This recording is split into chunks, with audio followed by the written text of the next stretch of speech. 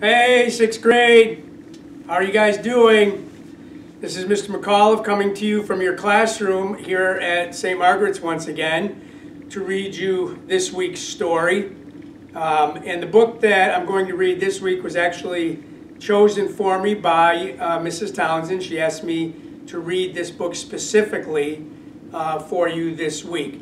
And it's a great book about what we consider our national pastime. That should have given it away to some of you.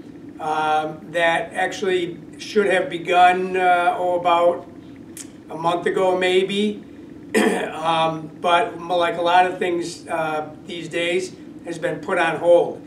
It's a classic, and the title is Casey at the Bat. It's a baseball story.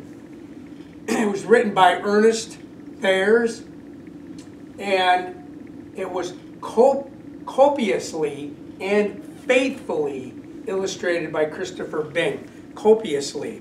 That's a great vocabulary word. Look it up and tell me what it means. Speaking of vocabulary, what I do remember from this book, reading it many years ago, is that it is filled with vocabulary. Casey at the Bat. The outlook wasn't brilliant for the Mudville Nine that day. The score stood 4-2 with but one inning more to play. And then when Cooney died at first and Barrows did the same, a sickly silence fell upon the patrons of the game. A straggling few got up to go in deep despair.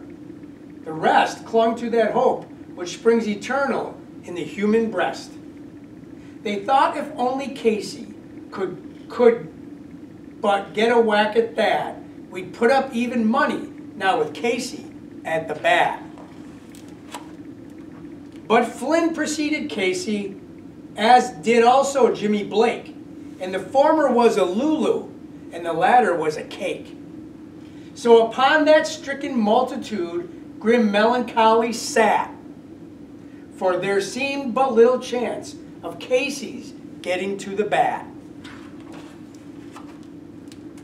But Flynn let it drive a single to the wonderment of all, and Blake, the much despised, tore the cover off the ball. And when the dust had lifted and the men saw what had occurred, there was Jimmy safe at second and Flynn a hugging third.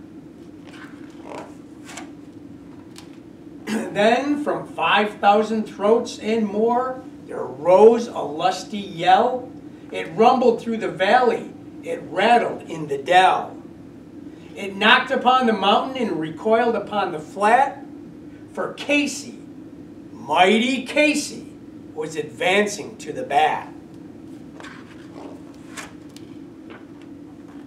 There was ease in Casey's manner as he stepped into his place. There was pride in Casey's bearing and a smile on Casey's face. And when responding to the cheers, he lightly doffed his hat. No stranger in the crowd could doubt 'twas Casey at the bat. 10,000 eyes were on him as he rubbed his hands with dirt. 5,000 tongues applauded when he wiped them on his shirt. Then, while the writhing pitcher ground the ball deep into his hip, defiance gleamed in Casey's eye. A sneer curled Casey's lip. And now the leather-covered sphere came hurtling through the air, and Casey stood a-watching it in haughty grandeur there. Close by the sturdy batsman, the ball unheeded sped. That ain't my style, said Casey. Strike one, the umpire said. From the benches black with people, there went up a muffled roar, like the beating of the storm waves on a stern and distant shore. Kill him! Kill him! Kill the umpire, shouted someone on the stand. And it's likely they'd have killed him had not Casey raised his hand. With a smile of Christian charity, great Casey's visage shone. He stilled the rising tumult. He bade the game go on. He signaled to the pitcher, and once more the spheroid flew. But Casey still ignored it, and the umpire said, "Strike two." "Fraud!" cried the maddened thousands, and echo answered fraud. But one scornful look from Casey, and the audience was awed. They saw his face grow stern and cold. They saw his muscles strain, and they knew that Casey wouldn't let that ball go by again. The sneer is gone from Casey's lip. His teeth are clenched in hate. He pounds with cruel violence his bat upon the plate. And now the pitcher holds the ball, and now he lets it go. And now the air is shattered by the force of Casey's blow. Oh, somewhere in this favored land, the sun is shining bright. The band is playing somewhere, and somewhere hearts are light.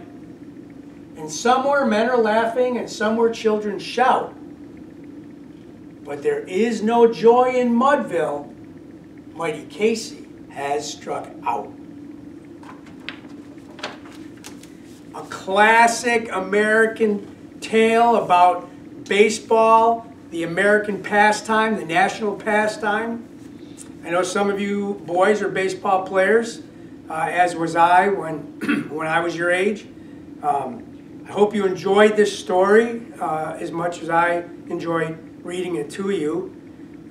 Please remember to be doing your work while you're at home, because like I said last time, even though we aren't in school, we are still in school.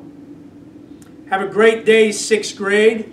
I hope that you're all doing well. Please say hello to your families for me. I miss seeing you, and I miss seeing your parents as well. Have a great day, 6th grade.